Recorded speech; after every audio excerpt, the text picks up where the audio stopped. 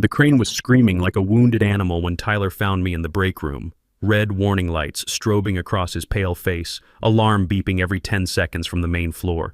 He looked like he'd just watched his career catch fire. "Marcus, thank God you're here. The overhead crane just locked up and nobody knows what's wrong." I took another sip of my coffee. Good coffee, the kind I'd been brewing myself every morning for 15 years before anyone else showed up. "That's a problem," I said. "Can you fix it?" His voice had that desperate edge people get when they realize the GPS is broken and they never learn to read maps. "Sure can. How long will it take?" I glanced at my watch. 9:47 a.m. "Well, that's a full system reset. Need to coordinate with shipping, clear the floor, run diagnostics, maybe call for parts. Rest of the day, probably." Tyler's face went white. That crane handled 60% of our daily throughput. Without it, we were looking at missed deliveries, angry customers, and a lot of explaining to corporate.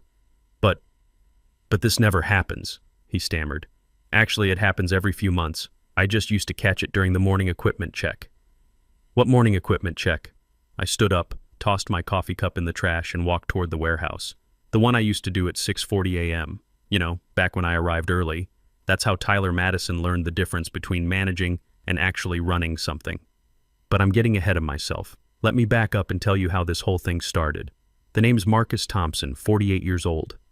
I've been the facilities operations manager at this regional distribution center for 15 years. Before that, 20 years in the Army as a staff sergeant. You learn a thing or two about keeping operations running smooth when people's lives depend on it. For 15 years, I'd been the guy who turned the lights on every morning. Not metaphorically, literally. Every weekday at 6:30 sharp, I'd unlock the doors, punch in my security code, and flip the switches that brought the whole operation to life. HVAC systems humming, loading dock doors cycling through their morning checks, generator backup tests running clean.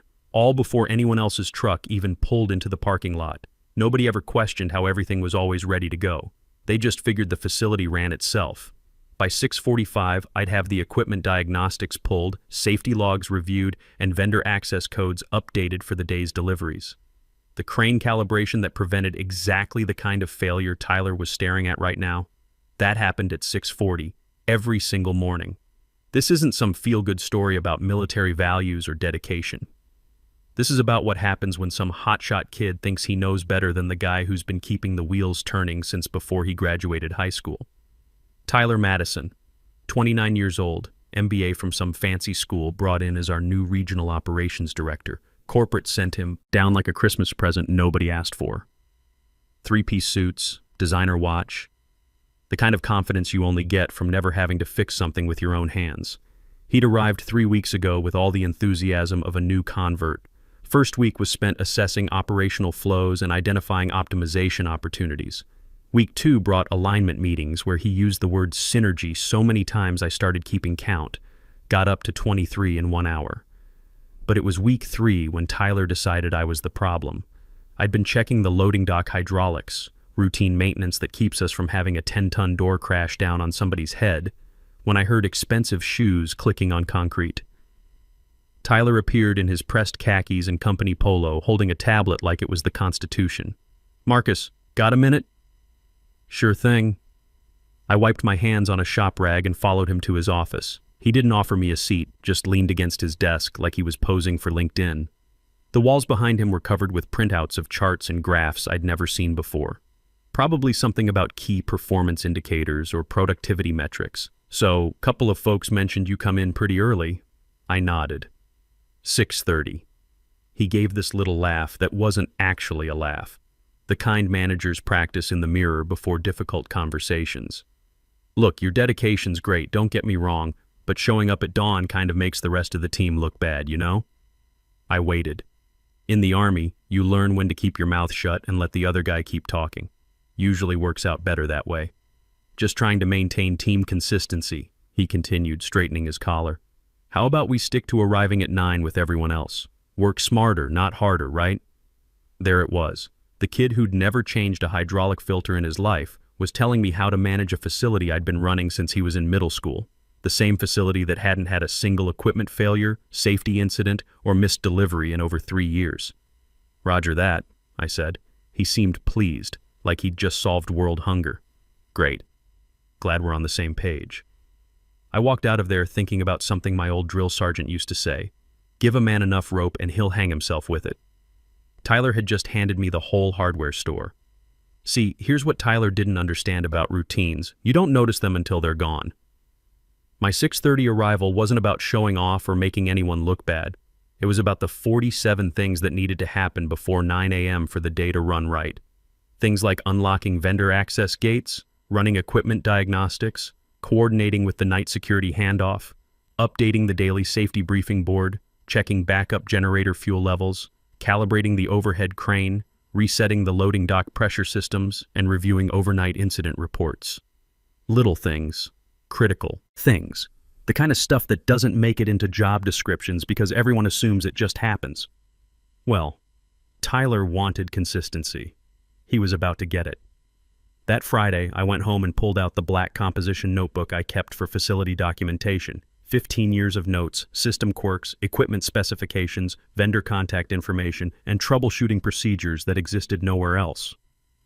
I'd been meaning to formalize it all into proper manuals, but there was always something more urgent to handle. On a fresh page, I wrote daily operations log and started listing everything that happened during my early hours. 6:30 a.m., facility unlock and security sweep. 6:35 a.m., equipment diagnostics and startup sequence. 6:40 a.m., crane calibration and safety checks. 6:45 a.m., vendor coordination and dock assignments. 6:50 a.m., HVAC system verification and adjustment. 6:55 a.m., daily briefing prep and incident review. 7 o'clock a.m., night shift handoff and issue escalation. 7:15 a.m., facility status report generation. 7:30 a.m., safety equipment inspection. 7:45 a.m., backup system testing. Each item represented something I'd done quietly for 15 years. Each one was about to become Tyler's problem. Monday morning, 8:58 a.m.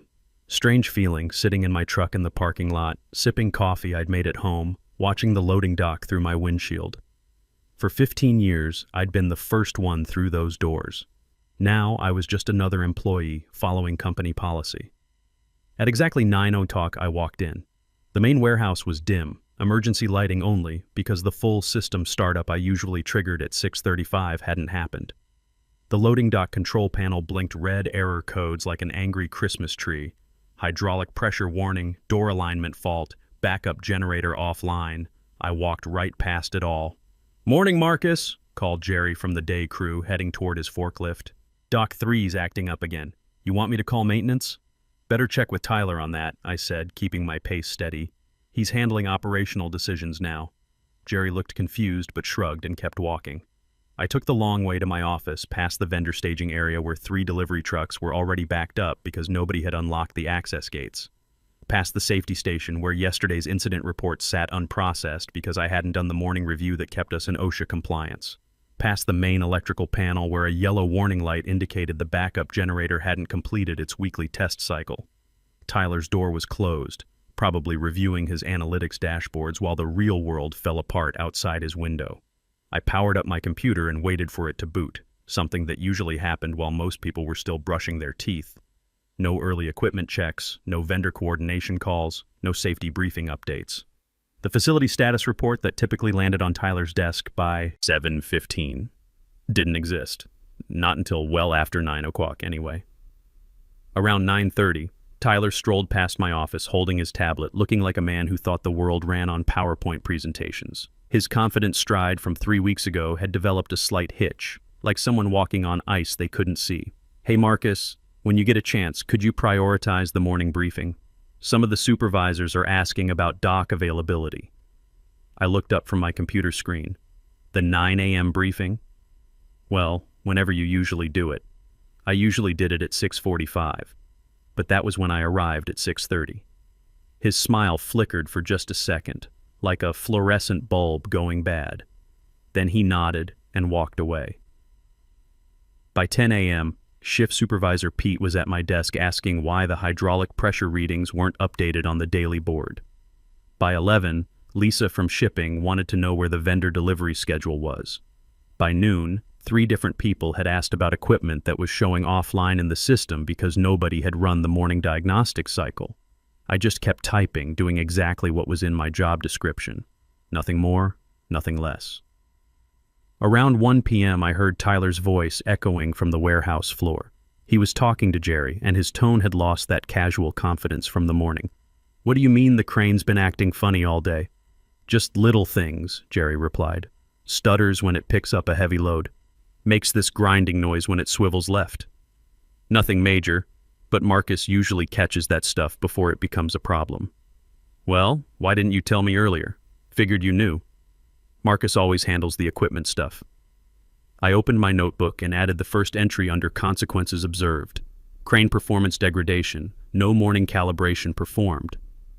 That's the thing about being the invisible foundation. The moment you stop holding everything up, people finally notice the building's shaking. They just don't always realize what's causing the tremors. Tuesday was when the cracks really started to show. Tuesday morning brought the first real crisis. I walked in at 9:02 to find Tyler standing in the warehouse looking like he'd seen a ghost. The overhead crane was locked in emergency stop mode, red lights flashing, alarm beeping every 10 seconds.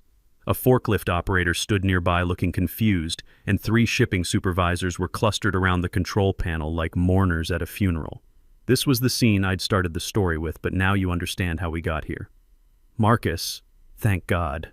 This thing just seized up and nobody knows how to reset it. I glanced at the control panel. Standard daily calibration failure. Happens when the morning system check doesn't run properly. I'd been preventing it for 15 years with a simple diagnostic routine at 6:40 a.m. Takes about 5 minutes to run, catches drift in the weight sensors before they compound into system errors. Interesting, I said. Tyler waited for me to do something. When I didn't move toward the controls, he got that look people get when they realize the parachute isn't opening and they never read the manual. "So, can you fix it?" "Sure can. It's in my job scope." "Great. How long will it take?" I checked my watch and pulled out my notebook, flipping to a page marked Emergency Procedures. Made a show of reading it carefully, though I knew the process by heart. System reset takes about 20 minutes, but I'll need to coordinate with shipping to clear the floor first. Safety protocol. Then maintenance needs to verify the hydraulics haven't been damaged by the hard stop. Safety department requires an incident report for any emergency shutdown. And if the calibration drift caused internal damage, we might need parts. How long total? Rest of the day, probably. Maybe tomorrow morning if we need to order components. His face went pale. That crane handled 60% of our daily throughput. Without it, we were looking at missed deliveries, angry customers, overtime costs, and a lot of explaining to corporate. Parts? What kind of parts? Won't know until I run full diagnostics. Of course, if we'd caught this in the morning equipment check, would have been a 5-minute adjustment. Tyler's mouth opened and closed like a fish gasping on dry land. I walked to my office and updated my notebook. Crane emergency shutdown, 9:47 a.m., Tuesday. Estimated downtime, 6 to 8 hours. Cause, missed morning calibration check. That afternoon brought a parade of problems. The loading dock hydraulics on Bay 4 started cycling randomly because the pressure sensors hadn't been reset overnight. The backup generator failed its weekly test because nobody had checked the fuel levels. 3 vendors couldn't access the delivery area because their security codes hadn't been updated. Each issue took Tyler longer to address than it should have because he didn't know the systems. He spent 2 hours on the phone with the hydraulic contractor before discovering the fix was a simple manual reset. Something I could have done in 30 seconds if I'd been there during my usual morning routine. By 3 p.m., I had an email from Patricia Williams, our CEO. Subject, facility status clarification needed. Apparently, 3 customers had called about delayed shipments. The insurance company was asking about our equipment maintenance records after someone reported the crane incident. And corporate safety wanted to know why our daily briefings were suddenly 2 days behind schedule. Tyler had CC'd me on his response. Investigating operational inconsistencies. Will provide comprehensive update shortly. I didn't reply. Instead, I added another entry to my notebook.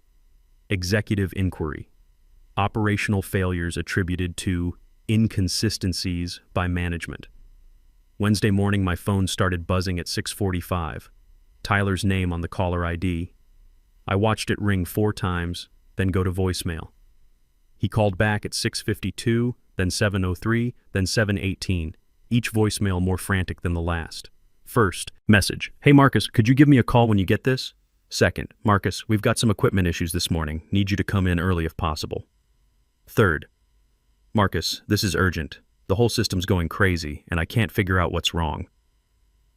I arrived at 9:01 to find him pacing the warehouse floor like a caged animal. The crane was still down from yesterday. 2 more pieces of equipment were showing fault codes on the status board, and 5 vendors were staged outside the locked delivery gates because nobody had updated their morning access permissions. Marcus, where have you been? I've been calling all morning. I was following protocol, I said calmly. 9 a.m. start time per your directive. Look, we've got serious issues here. I need you to get these systems back online ASAP. I pulled out my notebook and flipped to a fresh page, making notes while he watched. Let me get the status. Crane's been down since Tuesday, correct? And you need the hydraulic diagnostics run on docks 2 and 4? Plus vendor access updates and safety system checks? Yes. All of it. Roger. I'll start with the crane calibration, then move to dock systems. Should have everything running by... I paused to calculate, tapping my pen against the page. End of day Friday, assuming no parts delays. Tyler's face went red. Friday? We can't wait until Friday. Well, normally I'd have caught these issues in the morning checks, but those were happening during my old schedule. The silence stretched between us like a broken cable under tension. Can't you just come in early tomorrow? Just this once? I looked at him with the same expression I used to give new recruits who asked if they could skip rifle maintenance because it was raining. Tyler, you specifically told me that arriving early made the team look bad. I'm just following your guidance on maintaining consistency. He opened his mouth to argue, then seemed to realize the trap he'd built for himself. Thursday morning brought the reckoning. Thursday morning I walked in at 9 o'clock sharp to find Tyler's office packed with people. Through the glass walls I could see Patricia Williams, our CEO, Richard Sterling, the VP of Operations, Helen Carter from HR, and Tyler, looking like a man who'd just realized his parachute was made of tissue paper. The crane was still down, the loading docks were running at half capacity, and somewhere in the corporate office phones were ringing with complaints from customers whose shipments were sitting in our broken facility instead of heading down the highway. Marcus, Patricia called out when she spotted me walking past. Could you join us for a moment? I grabbed my notebook and walked in. The room felt like a courtroom, and Tyler was clearly the defendant. Patricia got straight to the point. Tyler's been explaining the operational issues we've been having. 3 days of equipment failures, vendor delays, safety compliance gaps. He says there's been some confusion about responsibilities. I nodded. Yes, ma'am. Richard Sterling leaned forward. He was one of those executives who'd worked his way up from the floor, still had calluses on his hands from his early years running equipment. Tyler mentioned you've changed your arrival schedule recently. That's correct. Per Tyler's direction, I adjusted my start time to 9 a.m. for team consistency. Sterling's eyebrows went up. And before that? 6:30 a.m. For the past 15 years. Patricia looked at Tyler, then back at me. What exactly were you doing between 6:30 and 9? I opened my notebook and read the list. Every item, every system check, every safety protocol, every coordination task that kept the facility running smooth. The room got quieter with each entry.